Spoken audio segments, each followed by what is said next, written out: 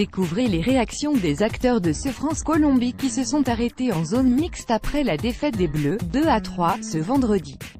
Hugo Lloris, Garnet, capitaine de l'équipe de France: je ne pense pas que ce match était maîtrisé.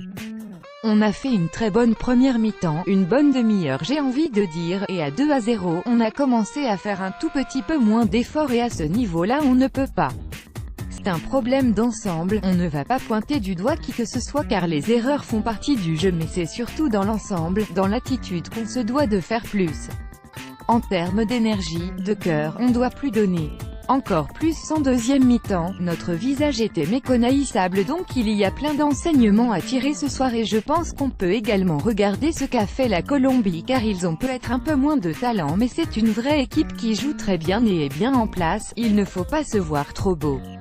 Historiquement, la France n'a jamais réussi à jouer avec le statut de favori hormis en 2000.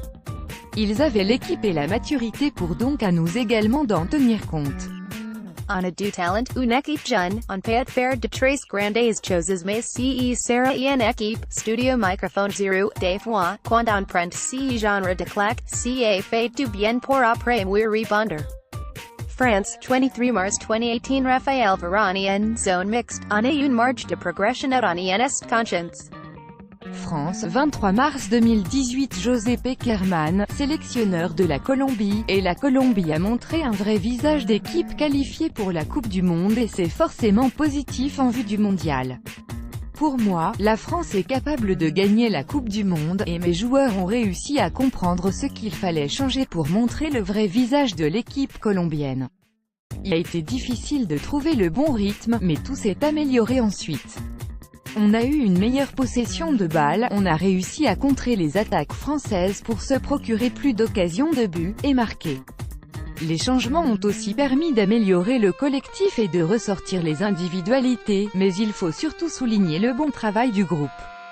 N'Golo Kanté, coupable de la perte de balle sur l'égalisation de la Colombie, assume en zone mixte, ce sont des zones dangereuses où il ne faut pas perdre le ballon.